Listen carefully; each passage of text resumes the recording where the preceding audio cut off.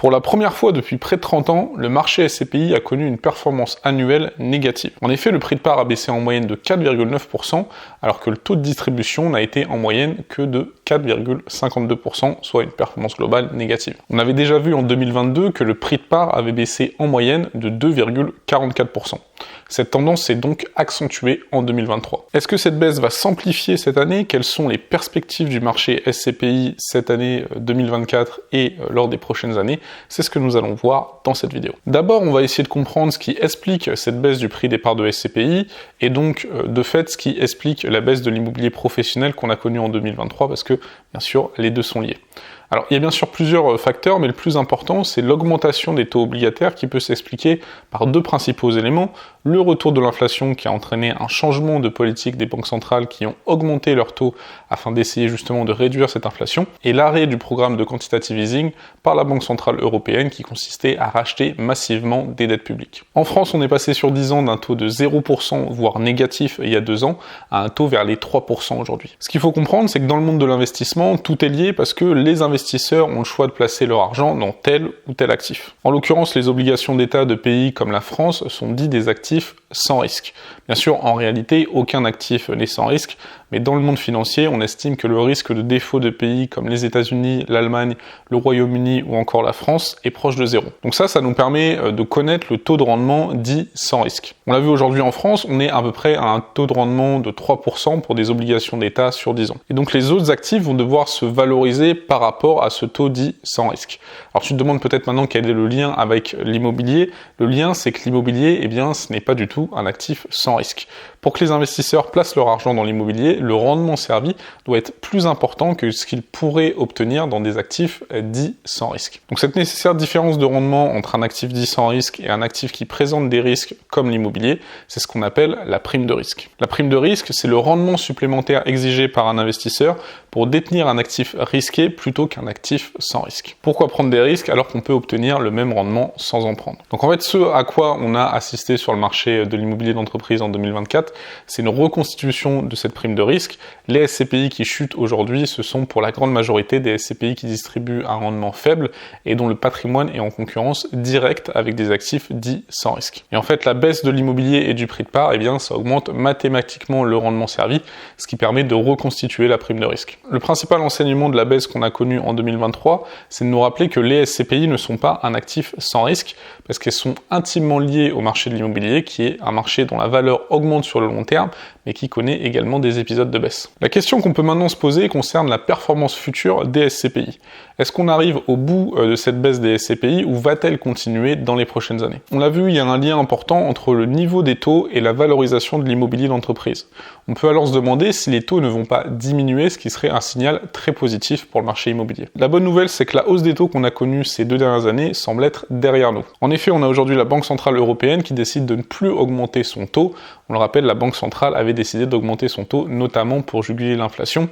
Or, l'inflation a fortement baissé dans les pays européens, passant de 10% dans la zone euro en 2022 à 3% aujourd'hui. La grande majorité des analystes anticipent aujourd'hui une baisse des taux, ce qui est, comme on l'a vu, un élément positif pour le marché immobilier et donc les SCPI. Ce qu'il faut aussi souligner concernant les perspectives des SCPI pour l'année 2024 et les années suivantes, c'est qu'on est véritablement sur un marché à 2 vitesses, avec d'un côté des SCPI historiques qui ont beaucoup souffert de la baisse de l'immobilier d'entreprise en 2023, et de l'autre de jeunes SCPI qui ont su profiter du repli de l'immobilier d'entreprise pour se constituer leur patrimoine sans avoir de stock immobilier à gérer, acquis à une période où l'immobilier était à un niveau beaucoup plus élevé qu'aujourd'hui. D'ailleurs, on retrouve cette dichotomie au niveau de la performance en 2023 des SCPI, où on voit que les SCPI qui occupent le haut du classement sont de jeunes SCPI, alors que les SCPI qui ont au contraire beaucoup souffert sont des SCPI historiques dont le patrimoine immobilier a vu sa valeur chuter, notamment à cause de la hausse des taux. On a par exemple Transition Europe avec un taux de distribution de 8,16% qui est une SCPI créée en 2022, Remake Live avec un taux de distribution de 7,79% également créé en 2022, Hirokozen avec un taux de distribution de 7,12% créé en 2020.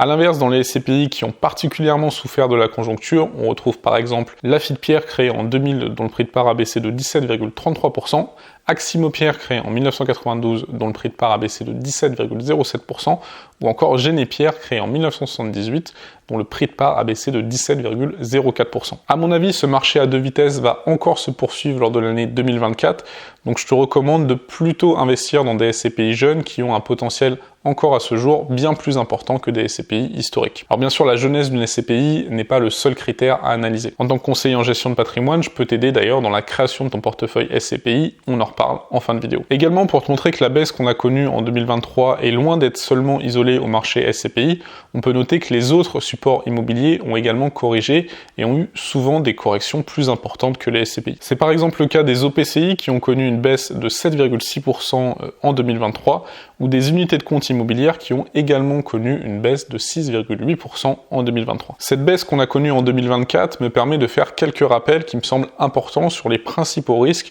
lorsque tu investis en SCPI. D'abord, la baisse qu'ont connue certaines SCPI doit rappeler aux investisseurs qu'en plaçant ton argent dans des SCPI, eh bien ton capital n'est pas garanti et qu'il ne faut pas penser qu'une baisse est impossible.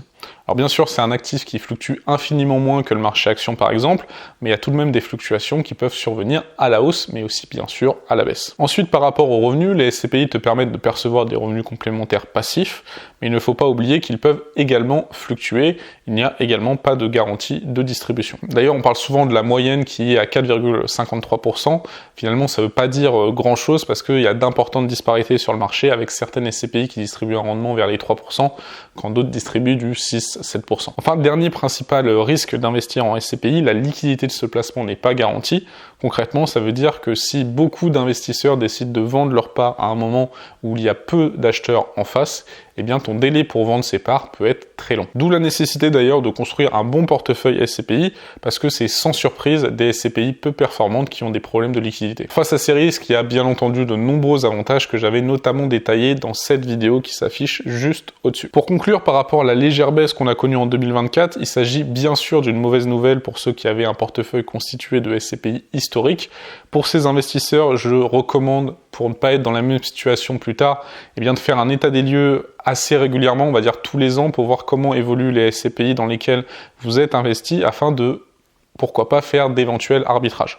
C'est notamment un travail que vous pouvez faire avec votre conseiller en gestion de patrimoine si vous êtes passé par un conseiller en gestion de patrimoine lors de votre souscription ou si vous souhaitez passer par un conseiller pour vos prochaines souscriptions. Pour ceux qui ne se sont pas encore constitués un portefeuille SCPI, il s'agit en revanche d'une excellente nouvelle parce que certaines SCPI ont profité à plein de la baisse pour réaliser des acquisitions à des valorisations qu'il était impossible d'obtenir il y a de ça quelques années. Elles devraient donc avoir un niveau de performance élevé au cours des prochaines années et il pourrait y avoir en plus d'éventuelles revalorisations du prix de part si les taux venaient à baisser comme ça devrait être le cas au cours des prochaines années. On l'a vu, on s'oriente plutôt vers une baisse des taux au cours des prochaines années. En tant que conseiller en gestion de patrimoine, je peux bien sûr t'accompagner dans la création ou le recalibrage de ton portefeuille SCPI. J'ai noué des partenariats avec la quasi-totalité des SCPI sur le marché, donc je peux te proposer celles qui correspondent le plus à ton profil et à tes objectifs patrimoniaux. Il s'agit d'un accompagnement gratuit et tu paies exactement le même prix pour tes parts de SCPI en passant par un conseiller ou en souscrivant seul, voire tu pourrais payer moins cher tes parts de SCPI en passant par mon intermédiaire. Si tu souhaites qu'on discute de tes investissements au cours d'un appel visio, n'hésite pas à remplir le formulaire disponible juste ici. Ça me permet de bien cerner ton profil, tes objectifs et tes attentes. Je te souhaite toujours plein de réussite et peut-être à très bientôt au cours d'un appel visio pour discuter de tes objectifs patrimoniaux. C'était Benoît. Ciao.